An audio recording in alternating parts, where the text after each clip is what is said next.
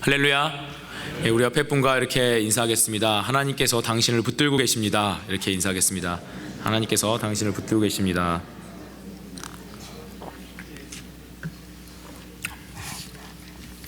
오늘 성경 말씀은 누가복음 7장 36절에서 50절입니다.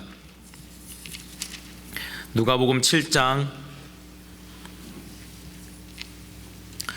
36절에서 50절 말씀입니다.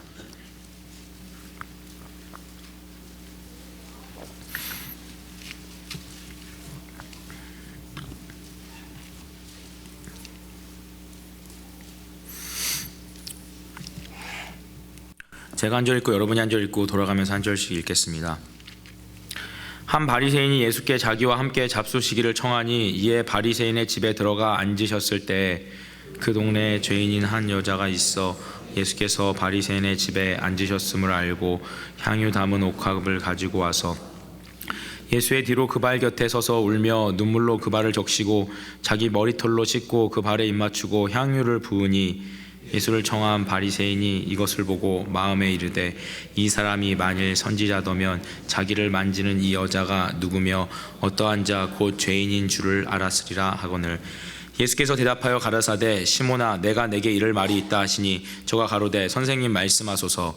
가라사대 빚 주는 사람에게 빚진 자가 둘이 있어 하나는 500데나리온을 졌고 하나는 50데나리온을 졌는데 갚을 것이 없으므로 둘 다 탕감하여 주었으니 둘 중에 누가 저를 더 사랑하겠느냐. 가로되 제 생각에는 많이 탕감함을 받은 자니이다. 가라사대 내 판단이 옳다 하시고 여자를 돌아보시며 시몬에게 이르시되 이 여자를 보느냐. 내가 내 집에 들어오매 너는 내게 발 씻을 물도 주지 아니하였으되 이 여자는 눈물로 내 발을 적시고 그 머리털로 씻었으며 넌 내게 입맞추지 아니하였으되 저는 내가 들어올 때로부터 내 발에 입맞추기를 그치지 아니하였으며 너는 내 머리에 감람유도 붓지 아니하였으되 저는 향유를 내 발에 부었느니라.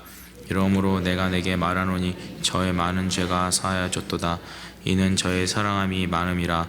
사함을 받은 일이 적은 자는 적게 사랑하느니라. 이에 여자에게 이르시되 내 죄 사함을 얻었느니라 하시니 함께 앉은 자들이 속으로 말하되 이가 누구이기에 죄도 사하는가 하더라. 함께 읽겠습니다. 예수께서 여자에게 이르시되 내 믿음이 너를 구원하였으니 평안히 가라 하시니라. 아멘. 오늘 말씀 제목은 크리스천은 사랑을 아는 죄인이다 라는 제목입니다. 크리스천은 사랑을 아는 죄인이다. 이 세상에서 모든 사람이 원하고 또 우리 크리스찬들이 특별히 붙잡아야 될 한 가지 가치를 고른다면 그것은 사랑일 것입니다.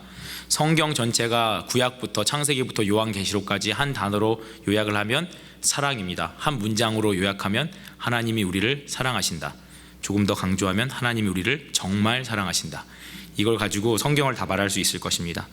사랑만이 나를 또 우리 가정을 우리 사회를 완벽하게 만드는 유일한 방법입니다. 사람들은 논리를 가지고 싸움을 해댑니다. 그러나 정말 논리를 가지고 나가는 곳에는 싸움밖에 일어나지 않습니다.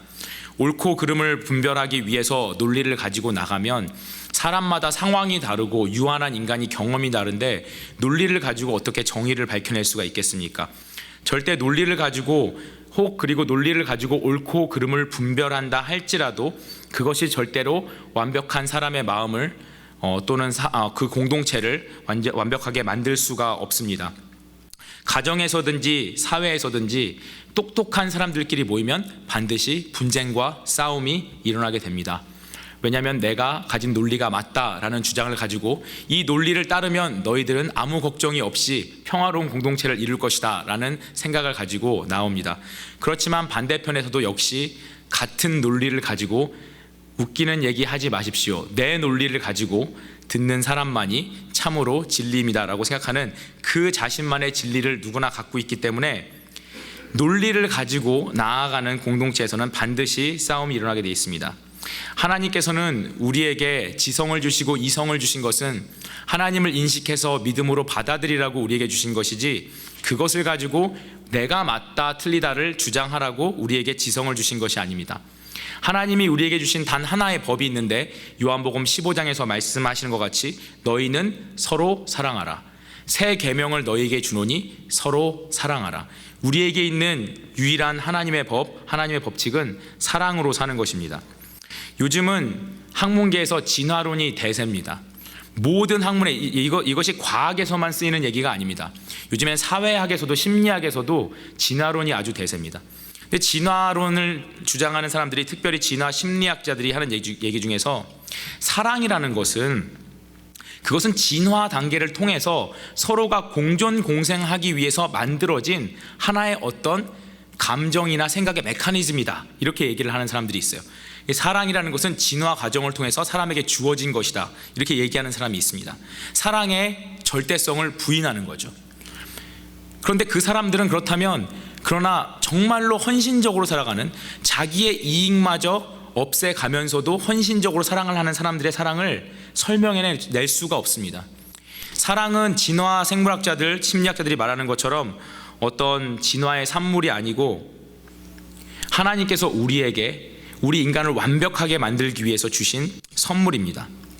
우리가 누군가를 또는 어떤 일로 우리의 논리를 앞세워서 이야기할 때, 사실은 항상 우리가 부부싸움 할 때도 그렇지 않습니까? 내가 이러해서 맞으니까 치약을 뒤에서부터 짜라 라고 얘기를 할 때, 치약은 중간부터 짜는 것이 아니다, 뒤부터 짜야지 이렇게 좋다라고 얘기할 때, 사실은 말로는 이렇게 좋은 길을 따르면 서로가 잘 살 수 있기 때문에 이 길을 따라라 라고 말하는 것이 아니라, 사실 내 마음 가운데는 내가 옳기 때문에 너는 나를 따라야 돼, 결국은 자기 이익을 보호하고 나의 옳음을 말하고 싶어하는 것이 사람 안에 있는 죄성이고 자기 중심성이 도사리고 있다는 겁니다. 법정에서 사람들이 판결을 해서 사람들이 모든 것이 법으로 해결된다라고 이야기를 하지만, 아니, 안 되면 법으로 합시다 라고 사람들이 많이들 얘기하잖아요. 그렇지만 여러분, 법의 판결이라는 것이 완벽한 것입니까? 실질적으로 사람들이 법정에서 소송이 걸려서 패소할지라도 그것을 정말 마음으로 받아들입니까? 법에서 이렇게 얘기하니까 나는 이 결정을 맞다고 신뢰해. 절대 그렇지 않습니다. 법이란 것도 논리와 상식의 일부분이기 때문에 그것을 가지고 결정을 내렸을 때 사람들은 마음으로 수긍하지 않습니다. 왜? 이미 감정적으로 상처를 받았기 때문에. 법으로 이겨도 그 사람이 나를 따라오는 것이 아니고, 논리로 그 사람을 굴복시킨다고 해서 그 사람이 나를 따라오는 게 아니죠. 우리가 전도를 할 때 성경 66권을 너무너무나 잘 알아서 어떤 사람에 대해서 예수님을 완벽하게 설명할 수 있다 해도 그 사람은 예수를 안 믿을 가능성이 상당히 높습니다. 특별히 기독교를 싫어하는 사람에게 완벽한 논리를 가지고 이래서 하나님은 존재하고 이래서 너는 예수를 믿어야 돼 라고 이야기를 해도 예수를 안 믿을 가능성이 아주 높습니다. 왜 그렇습니까? 사람은 지식이 감정을 따라가는 것이 아니라 감정이 지식을 따라가기 때문입니다. 우리가 어떤 생각을 하고 지식을 가지고 있을 때 그 지식을 따라서 이렇게 행동해야 돼 라고 해서 우리 마음이 그렇게 가는 것이 아니라, 사실은 보면 우리의 마음이 먼저 움직이고 거기에 지식이 따라간다는 거예요. 예수를 믿는 것도 그렇지 않습니까? 우리가 예수를 믿을 때도 보통 사람들이 하나님에 대해서 또는 이웃에 대해서 좋은 감정을 갖기 때문에 뭐가 있다라고 생각해서 거기에다가 지식을 덧붙이기 시작하는 겁니다. 사랑이 없이는 그래서 아무것도 이루어지는 것이 없다는 거예요. 사람들은 논리라는 것이, 지식이라는 것이 많은 부분을 이루고 거기에다 사랑을 채우면 된다고 생각하지만, 실질적으로는 논리를 가지고 나아가는 공동체 안에는 싸움만이 가득하다는 겁니다. 사랑으로 나아가지 않으면 그것은 아무것도 아니라고 사도 바울이 고린도전서 13장에서 이야기하고 있습니다. 이전에 저희 교회 클락스턴에서 선교하시는 로리 선교사님께서 오셔서 간증을 하신 적이 있어요. 그때 간증을 하실 때 무슬림 선교에 대해서 말씀을 하셨어요. 무슬림들을 선교해야 되는데 지금 무슬림들이 많이 늘어나서 우리가 무슬림에 대해서 적극적으로 선교를 해야 된다. 그런데 무슬림들을 전도할 수 있는 단 한 가지 방법이 있다고 얘기하셨습니다. 그것은 그 사람들을 사랑해 주는 거라고 얘기하셨어요. 무슬림들은 어려서부터 우리보다 더 철저하게 코란을 교육받기 때문에 우리가 성경 읽는 것에, 사실 제가 읽는 성경의 몇 배를 아마 초등학교 아이들이 코란을 읽을 것입니다. 그렇게 교육받은 아이들이기 때문에 지식적으로는, 논리적으로는 아무리 설명을 해도 예수를 믿을 수가 없다라는 거예요. 그런데 무슬림들이 개종을 하는 단 하나의 이유가 있는데, 그거는 그들에게 가서 사랑을 해주는 거예요. 무조건적인 사랑. 그 사람들은 코란을 알고 법을 알고 경전을 알지만 그들 사이에서 그런 사랑을 뜨거운 사랑을 경험해 본 적이 없는 거예요. 그들에게 다가가서 하나님의 사랑을 가지고 뜨겁게 그들을 이유 없이 사랑할 때 그 사람들이 변화된다고 그렇게 선교사님께서 얘기하셨습니다. 그래서 우리 크리스찬들이 결국 가야 될 길은 무엇입니까? 우리는 사랑을 위해서 살고 결국 사랑 가득한 인생을 살기 위해 결단을 해야 됩니다. 나의 논리와 나의 주장을 앞세운 삶이 아니라 사랑. 그런데 우리가 그러면 예수님도 우리 보고 사랑하라고 얘기하셨는데, 여러분, 저도 늘 사랑하려고 애쓰지만 사랑에 매번 실패합니다.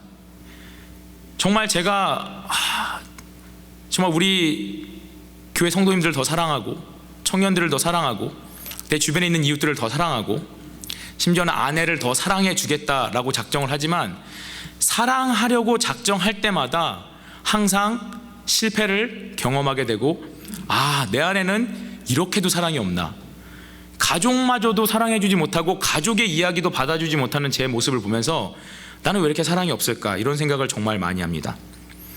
그런데 오늘 본문 말씀을 통해서 예수님께서는 우리가 정말로 사랑할 수 있는 길을 알려주고 계십니다.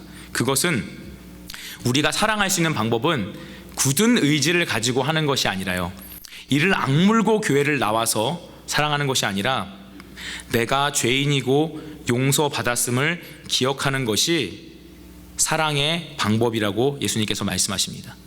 사랑을 위해서 우리가 무언가를 하려고 하기 전에 그러다가 또 좌절해서 나는 사랑할 수 없는 존재인가 봐 라고 생각하기 전에 내가 죄인이고 용서받았음을 기억하는 것이, 그것이 사랑으로 가는 지름길이고 사랑으로 우리 인생을 가득 채우는 것이라고 말씀하십니다. 내가 죄인임을 알아야 됩니다. 내가 정말로 얼마나 이기적인지를 알아야 합니다. 여러분, 그런데 이거 제가 말씀드리는 거 여러분 어린이 여름 성경학교 유초등부부터 배우신 거 아닙니까? 우리가 교회 와서 맨 처음에 배우는 게 뭡니까? 우리는 죄인이고 죄 많은 우리를 위해서 하나님께서 자기 아들을 보내주셨다. 이거 우리가 항상 듣는 말 아닙니까? 그런데 저는 말씀을 준비하면서 역시 이 복음 외에는 다른 길이 없구나, 나 같은 죄인이 사랑할 수 있는 길은 이 복음을 다시 한번 깨닫는 것 외에는 다른 길이 없다는 것을 다시 한번 느끼게 됩니다. 우리가 정말로 하나님 앞에서 얼마나 죄인이고 그런 하나님이 우리를 용서하셨는지를 기억하고 깨닫지 않으면 우리는 절대로 사랑하는 척은 할 수 있지만 진정한 사랑은 할 수 없는 존재라는 겁니다. 저와 여러분의 마음 가운데는 아직도, 우리의 마음 가운데는 의인이라는 의식이 들어있어요. 그런데 왜 그 의인이라는 의식과 자존심이 들어있는데 왜 그게 있냐면, 우리는 아직도 우리의 머릿속에 죄에 대해서 법적인 개념을 많이 가지고 있어요. 내가 철창에 갇혀본 적 없으니까, 내가 그렇게 심각하게 남 때려본 적 없으니까, 내가 그렇게 심각하게 도둑질 해본 적 없으니까, 그렇기 때문에 진짜로 내가 죄인이다 라는 것을 우리가, 제가 설교 시간에도 대표기도 시간에도 하나님 우리는 정말 죽어마땅한 죄인입니다 라고 얘기하지만, 남이 와서 당신 참 죽어마땅한 죄인입니다 라고 얘기하면 우리 속이, 그런 류의 얘기를 들으면 우리 속이 다 뒤집어져 버리죠. 죄인이 아닌데 죄인이라고 얘기하는 것 같으니까. 그런데 우리 죄인이잖아요. 정말 하나님 앞에 정말 죄인인데, 마태복음 5장에서 예수님께서 말씀하신 것 같이 너희 중에서 음욕을 품은 자마다 이미 간음한 것이고 너희 가운데 미워하는 마음 가진 자는 살인한 것이다 라고 예수님 분명히 말씀에서 못 박으셨어요. 그런데 우리는 아직도 내가 미워는 했지만 살인은 해본 적 없기 때문에 그렇게까지 심각한 죄인은 아닐 거야 라는 무의식적인 생각들이 우리를 사로잡고 있다는 거예요. 그래서 우리가 하나님 앞에 깊이 있는 회개가 들어가지 못한다는 거예요. 여러분, 오늘 본문 말씀은 무엇입니까? 오늘 본문 말씀은 죄로 얼룩져서 정말로 비참한 인생을 살고 있는 한 여성이, 정말 자기가 죄인임을 깊이 깨달은 한 여성이 용서라는 것을 경험하고 그 용서의 감격으로 인해서 사랑으로 채워짐과 동시에 인생이 송두리째 바뀌어지는 한 여인의 경험을 성경에서 이야기하고 있어요. 전 이 말씀 보면서 너무 은혜 많이 받아서 여러분과 꼭 나누고 싶었어요. 오늘 말씀의 37절의 말씀에 보면요, 전에 안 목사님께서도 이 말씀 가지고 얘기하시면서 많이 설명을 해주셨는데 37절 말씀에 보면 그 동네에 죄인인 한 여자가 있다고 했습니다. 다른 한글 번역에 보면 죄를 지은 한 여자가 살고 있었다고 그렇게 이야기를 합니다. 성경에서 여기서 이 여자의 직업이 뭔지는 얘기하지 않지만 분명히 성경에서 이렇게 얘기할 때는 이 여자가 창녀거나 아니면 간음죄를 범하거나 이 중에 하나일 겁니다. 여자를 죄인이라고 이렇게 딱 단정지어서 얘기하는 것은 직업적으로나 이 여자의 출신 성분이나 배경들이 아주 미천하고 더러운, 율법에서 볼 때 죄인이라고 밖에 분류할 수 없는 그런 처지에 있는 여인입니다. 그런데 우리가 이 여인의 어떤 배경을 잘 알 수는 없어요. 그런데 중요한 것은 이 여인이 예수님 앞에 나와서 감격하여 예수님 앞에 그 감사를 표현했다는 겁니다. 그런데 그 감사를 표현하는 것은 결국 무엇 때문입니까? 자기가 죄인이었는데 이 여자는 분명히 예수님으로부터 용서를 경험한 거예요.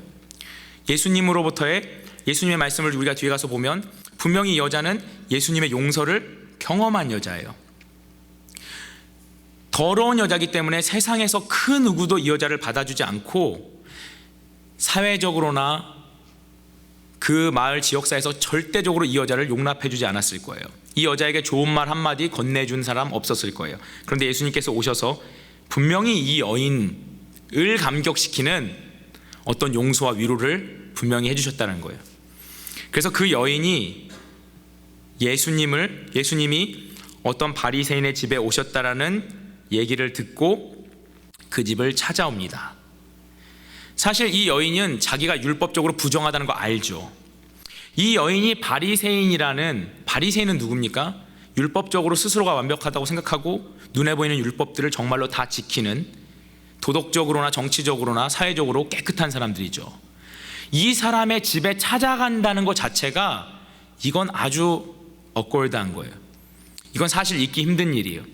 자기가 거기에 찾아갔을 때 사람들이 분명히 어떻게 반응할지를 분명히 알고 있었어요. 이 여자는 수가성의 여인이 한낮 뜨거운 때에 물을 뜨러 갔던 이유는 사람들 만나기 싫어서, 사람들이 자기를 더럽다고 얘기할 것이기 때문에.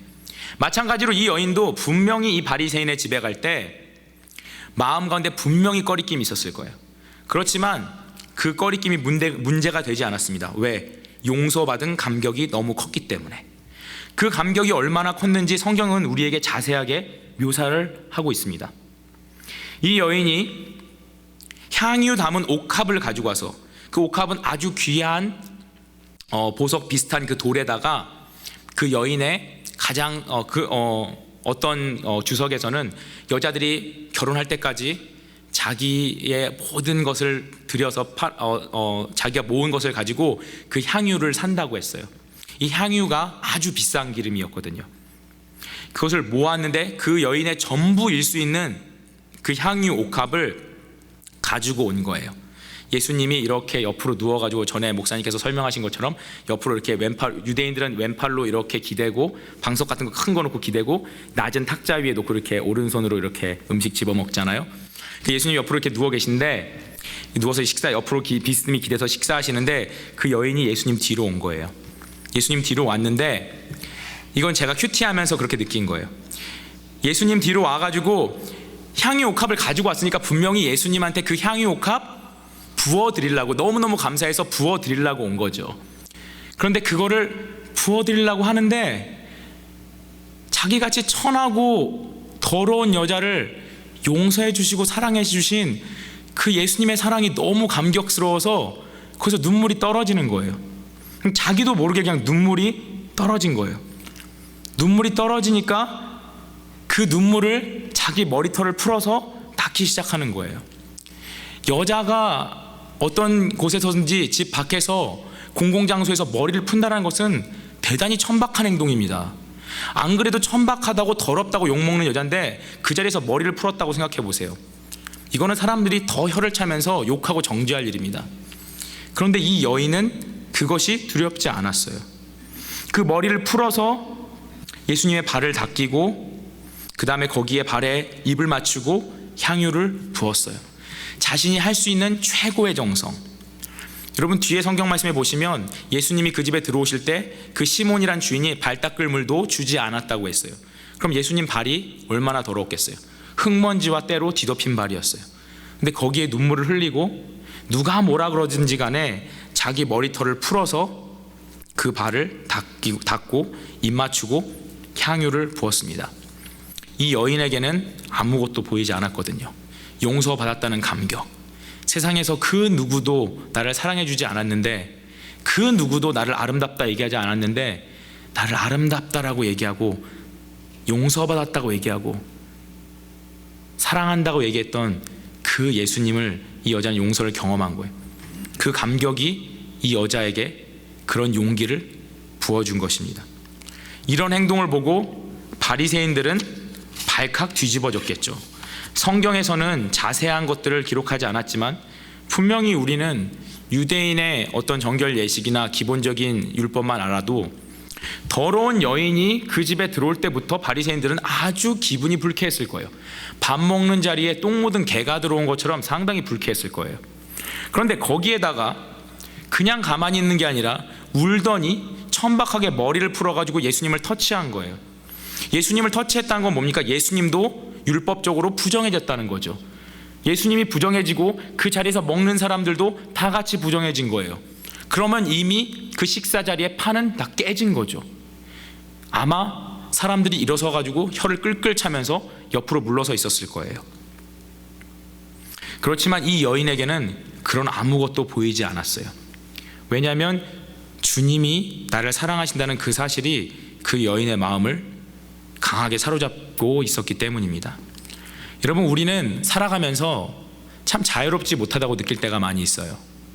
그런데 왜 자유롭지 못하나 이렇게 생각해 보면 우리는 사람들의 시선과 세상의 평가를 참 중요하게 여겨요. 우리가 살아가면서 자유롭지 못하고 힘든 이유들을 보면 세상 사람들이 나를 어떻게 볼까? 세상 사람들이 나를 어떻게 평가할까? 이 세상이, 이 회사가, 이 학교가 나를 어떻게 평가할까? 항상 여기에 갇혀있기 때문에 삶의 자유함이 참 없어요. 감격도 없고요, 메말라가고요, 사는 게 별로 재미가 없죠. 그런데 이 여인은 우리랑 너무너무 다른 것 같아요. 이 여인은 사람들이 이미 더러운 여자라고 얘기했고 그런 얘기를 듣는데 진절머리가 났을 거예요. 그래서 사람 많은데 잘 가려고 하지도 않았을 겁니다. 그런데 주님이 나를 사랑하셔서 그 사랑의 감격을 표현하고자 하는 그 한 가지, 그 사랑의 감격한 마음이 이 여인을 바리새인, 자기를 가장 싫어할 사람들, 자기를 보면 정말 개만도 못하게 취급할 그 사람들이 모인 그곳에 가게 만들었고 거기에서 눈물을 흘리게 하였고 거기서 머리를 풀어서 예수님 발을 닦이게 했어요. 찬송가 204장 3절 보면요, 예수로 나의 구주 삼고, 이 찬양의 3절에 보면요, 세상과 나는 간 곳 없고 구속한 주만 보이도다. 이것이 나의 간증이요 이곳이 나의 찬송이야. 이런 찬송가 가사가 있습니다. 이 가사가 이 여인의 마음이 아니었을까 그렇게 생각을 해봅니다. 그런데 이 반면에 이 성경은 여기에서 이 여인과 아주 천박하지만 주님 앞에 그 감격을 가지고 자기의 전체와 삶과 그 감정을 쏟아 부었던 그 여인과 컨트라스트를 시켜서, 대조시켜서 시몬이라는 바리새인을 이야기합니다. 이 시몬은 바리새인이에요. 남들이 볼 때 참 부족한 것 없고 윤리적으로 도덕적으로 깨끗하고, 만약에 우리 교회에 그런 분들이 온다면 야, 저분은 정말 장로감, 저분은 우리 교회 기둥감이라고 말할 겉으로 깨끗해 보이는 분이에요. 그런데 그분은 이미 예수님을 마음으로 영접하지 않고 있었어요. 예수님을, 쉬운 말로 예수님을 간을 보고 있었어요. 저분이 얼마나 신통한가 한번 보자, 와서 나에게 정말 유익이 되면 내가 좀 관계를 맺고 그렇지 않으면 관계를 맺지 않겠다. 이미 예수님을, 사람을 도구적인 존재로 판단하고 도구적인 존재로 어프로치하고 있었어요. 속마음은 싹 가린 채로 정말 나에게 유익이 될 것인가? 여러분, 우리 정말 이런 적 많잖아요. 사람을 인격으로 보지 않고 사람으로 보지 않고 이 사람이 나에게 유익이 될까? 이 사람이 나에게 도움이 될까? 내가 교제에서 내가 좀 즐거울 수 있을까? 이런 생각을 가지고 사람을 도구적으로 다룰 때가 우리 너무너무 많지 않습니까? 그래서 시몬은 들어올 때 예수님이 말씀하신 것과 같이 45절부터 말씀하신 것 같이 너는 나한테 입 맞추지도 않았고 발 씻을 물도 주지 않았고 감람유 올리브 기름을 붓지도 않았다. 유대인들은 손님이 올 때 손님을 환대하는 의미로 뺨에 입을 자주 맞춥니다. 그리고 그 손님이 이미 올 때 발이 더럽기 때문에 발을 닦으라고 발 씻을 물을 드립니다. 그것이 유대의 예절입니다. 손님을 맞이하는 예절입니다. 그렇지만 이 시몬은 예수님께 그런 예절을 베풀지 않았어요. 왜 그렇습니까? 나는 충분히 올바른 사람이고 나는 누구에게 구원이나 도움을 받을 필요도 없는 사람이기 때문에 당신이 와서 무엇을 할 때 나는 내 삶을 조금도 희생할 필요가 없습니다. 내가 당신에게 굽신거리고 굽혀야 될 이유가 무엇입니까? 나는 난데, 나는 부족함이 없는데, 나는 의로운데 내가 왜 당신에게 굽혀야 합니까? 이런 자기 의로움으로 가득 찬 사람이었다는 거예요. 그래서 예수님이 오실 때 그래 한번 보자, 이 양반이 정말 얼마나 신통한가 보고 이 양반이 정말 나와 교제할 만한 수준이 된다면 내가 그때서야 예를 베풀리라, 이런 마음이 있었던 거죠. 내가 너무 잘났기 때문에 남에게 굽힐 필요가 없었어요. 내가 너무 의롭기 때문에 더 이상 예절을 베풀 필요도 없었다라는 거예요. 그런데 이 바리새인과 대조를 이루는 이 여인은 어떻습니까? 이 여인은 너무나 세상적으로 보면 천박한 사람이에요. 그런데 이 여인은 예수님의 용서를 경험하고 그 감격으로 하여금 예수님의 발을 머리털로 닦고 눈물로 닦고 눈물을 적시고 머리털로 닦고 향유를 붓게 했어요.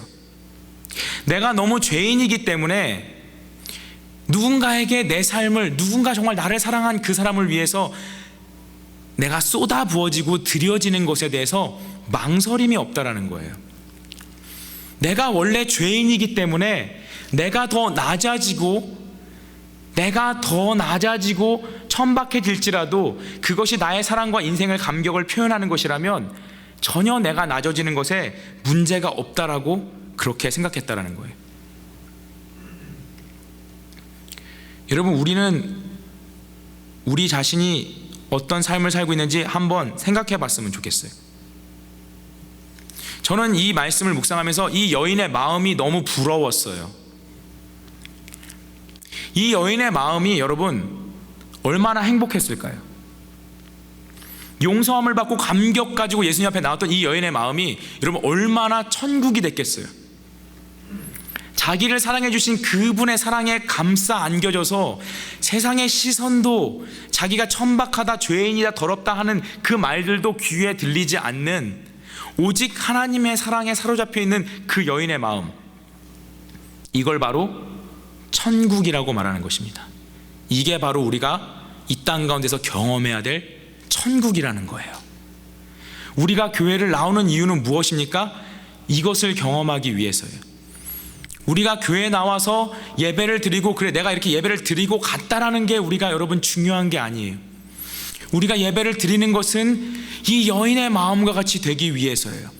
내가 얼마나 죄인이고 얼마나 많이 용서받아야 되고 내가 정말 알게 모르게 얼마나 많은 죄를 짓고 있고 내가 의도하지 않은 가운데서도 많은 사람에게 얼마나 많은 상처를 주고 있고 내가 하는 말 속에서 얼마나 많은 죄악들이 쏟아져 나오고 있는데 주님이 그럼에도 불구하고 나를 용서하시고 사랑하신다는 것, 그 사실을 경험하고 주님 앞에 주님 감사합니다, 주님 정말 사랑합니다 고백할 수 있는 것이 예배고, 그런 예배를 드릴 때 이 여인의 마음이 우리 가운데 임하게 될 줄 믿습니다. 그래서 47절에서 예수님께서 이렇게 얘기하세요. 이러므로 내가 내게 말하노니 저의 많은 죄가 사하여졌도다. 이는 저의 사랑함이 많음이라. 사함을 받은 일이 적은 자는 적게 사랑하느니라.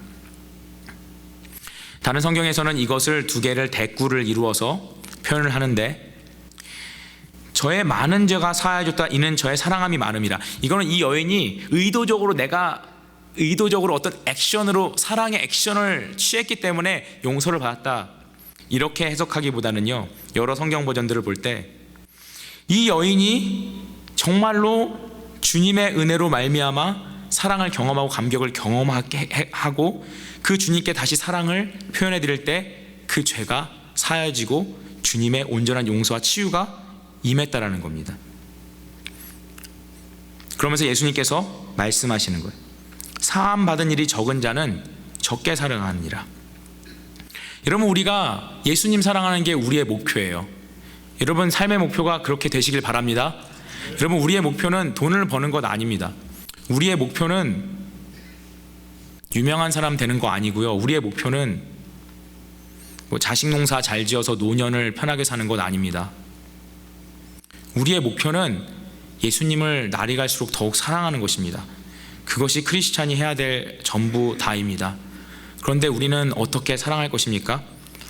날마다 우리가 죄인이고 그 죄를 용서받았음을 기억해야만 합니다. 베드로 후서 1장에서 베드로 사도는 그렇게 얘기합니다.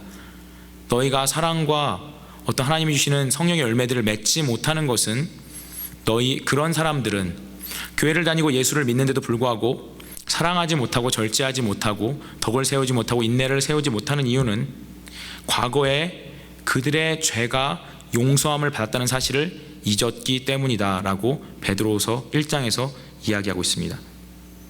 여러분, 우리는 이 말씀 속에서 너무나 다른 예수님의 관점을 봐야 합니다. 이사야서 55장 8절 9절에 보면 하나님께서 우리에게 내 길은 너희 길과 다르고 내 생각은 너희 생각과 다르다고 분명히 이야기하고 있습니다.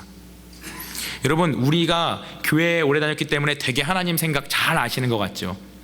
여러분, 아닙니다. 우리는요, 하나님 진짜 몰라요. 하나님 생각 진짜 몰라요. 제가 매일매일 깨닫는 것이 뭐냐면 나는 하나님 진짜 모르는구나. 여러분, 우리가 어려서부터 지식적으로 하나님 많이 알아서 조금 안다는 생각 가지신 분들도 있을 거예요. 저도 예전에 그랬거든요. 정말로 하나님 앞에 마음을 오픈하고 주님 앞에 우리가 마음을 내어놓고 말씀을 보고 기도하면요, 주님이 우리에게 뭐라고 말씀하시냐면 너는 나 진짜 모른다 이렇게 말씀하세요. 네가 얼마나 죄인인지 너 모르고 내가 너 얼마나 사랑하는지 너 진짜 모른다. 주님이 항상 저에게 이렇게 말씀하세요. 제가 염려하고 고민하고 씨름하고 있을 때 너는 나 진짜 모른다. 너는 내가 너를 향해서 얼마나 위대한 계획과 얼마나 놀라운 사랑을 가지고 십자가에서 그 사랑을 보여줬는지 너는 나 진짜 모른다. 그 말씀을 저에게 많이 들려주세요. 여러분, 성경 말씀이요 정말 우리의 상식과 달라요. 여러분, 이 말씀을 집에서 다시 한번 묵상해 보세요. 우리가 정말 다시 한번 이 말씀을 묵상해 보세요. 집에 가서. 창녀예요. 창녀. 손가락질 받고. 여러분, 우리 교회에서 만약에 이런 일이 일어났다고 생각해 보세요. 다운타운에서 어디에서 몸 파는 여자분께서 다 알아요. 그 사람이 몸 판다는 거. 근데 예수님 만나고 너무 감사해서 성전 바닥에서 엎어져서 울고 있어요. 우린 그 사람이 몸 팔던 사람인 거 다 알아요. 우리가 그 사람을 어떻게 볼까요? 예수님의 눈으로 볼 수 있을까요? 어떤 분이 왔어요. 조지아의 명망 있는 정치인이에요. 아주 화목한 가정을 꾸리고 있는 분이에요. 도덕적으로 흠잡을 데 없어요. 우리는 그런 분들에 대해서 이름도 묻지 않고 다른 것 보지 않고 이야 훌륭한 크리스찬이다, 우리 그렇게 얘기할 거라고요. 나도 그렇게 되고 싶은데. 창녀가 와서 바닥에 엎드려서 눈물을 흘리면서 머리 풀고 울면서 주님 은혜에 감격할 때 나도 그렇게 됐으면 좋겠네, 이런 생각 들까요? 나도 저 사람처럼 저 마음 가지고 울어봤으면 좋겠네, 우리 그런 생각할까요? 우리 생각은 예수님 생각이랑 진짜 달라요. 정말로 우린 예수님 진짜 몰라요. 정말 이 말씀을 다시 묵상하시면서 참 저에게 하나님 주신 말씀 같았어요. 저의 요즘 기도 제목이 세리와 창녀의 마음을 갖는 겁니다. 정말 근데 그렇게 되기가 너무 쉽지 않은 것 같아요. 한 포주의 마음 정도 가질지 모르지만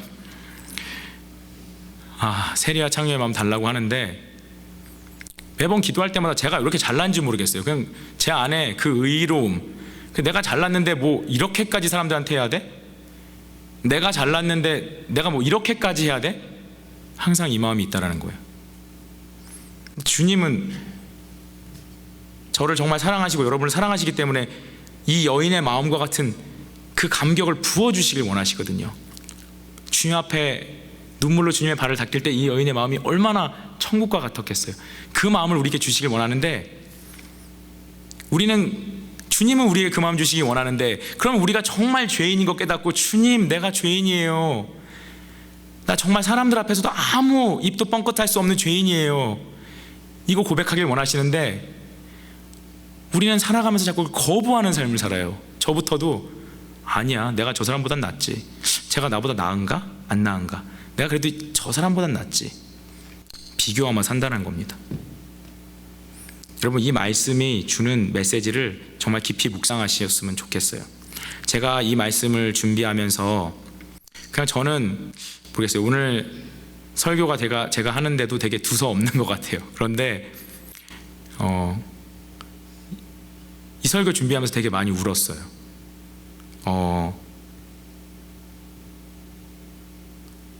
진짜 주님이 제가 그렇게 되길 원하시는데 그렇게 안 되니까 되게 안타까워하시는 것 같아요.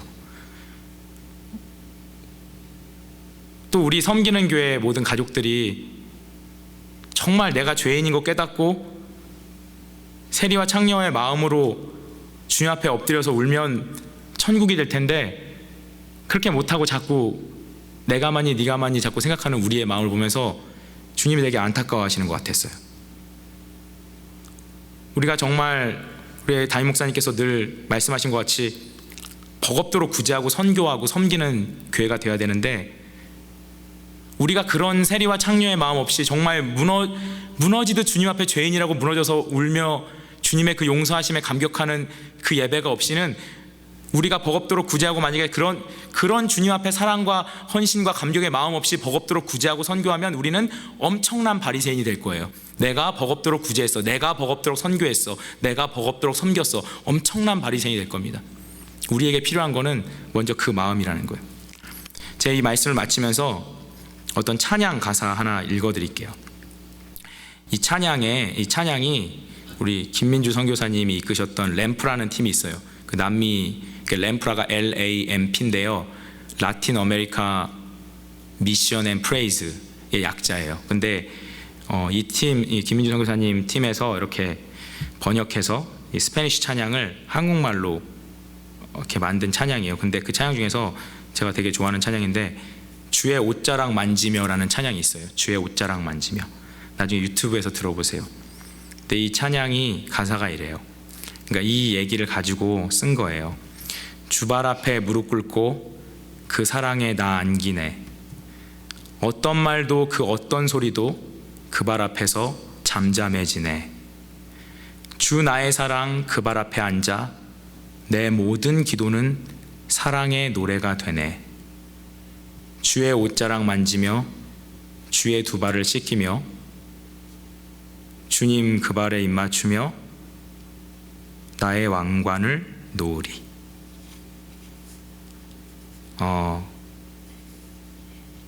우리 인생에 주어질 수 있는 최고의 축복이 있다면 우리는 그것이 돈이 되고 싶고 우리 자녀의 출세가 되고 싶고 나의 어떤 욕망의 성취가 되고 싶겠지만, 하나님이 보시기에 우리 인생의 최고의 축복은 내가 얼마나 큰 죄인인지를 깨닫는 것일 거예요. 그때 우리 마음에 정말 그 용서받음의 놀라운 천국이 임하게 될 줄을 믿습니다. 2015년도에 우리 섬기는 교회 모든 가족들이 마음이 다 천국이 됐으면 좋겠어요. 이 여인의 마음과 같이. 그러면 여러분의 가정이 천국이 될 거예요. 여러분이 가시는 직장도 천국이 될 거예요. 우리가 이 용서받은 창녀의 마음으로 주님을 예배한다면 우리의 예배는 전 세계에서 가장 감격적인 예배가 될 거예요. 2015년에 그런 감격을 맛보시는 성도님들 되시기 바랍니다. 우리 함께 기도하겠습니다. 이 시간에 우리 말씀 붙들고 기도할 때요,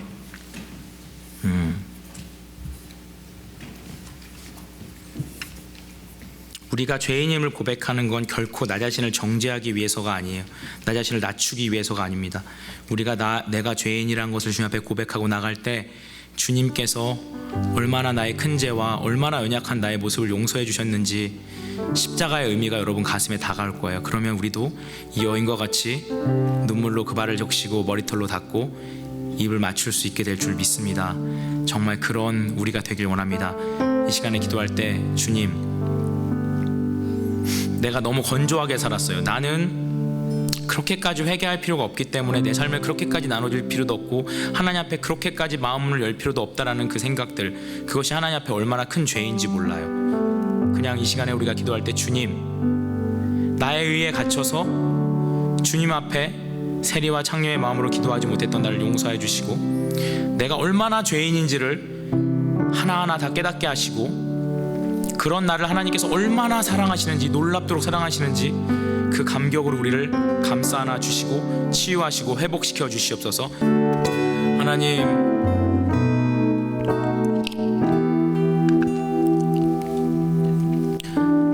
정말 마른 막대기와 같이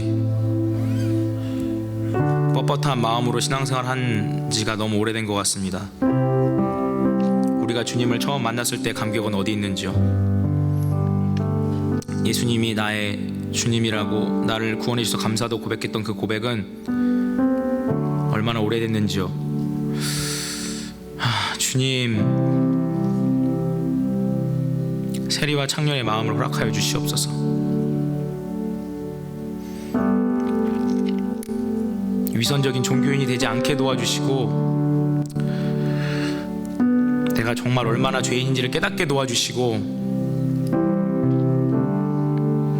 내가 정말 죄인이고 내가 우리 가정의 죄인이고 내가 우리 교회의 죄인이고 내가 우리 직장의 죄인이고 우리 학교의 죄인이고 내가 죄인임을 깨달아 알 때 주님으로부터 거저받은 인생 벅찬 감격으로 살게 될 줄 믿습니다.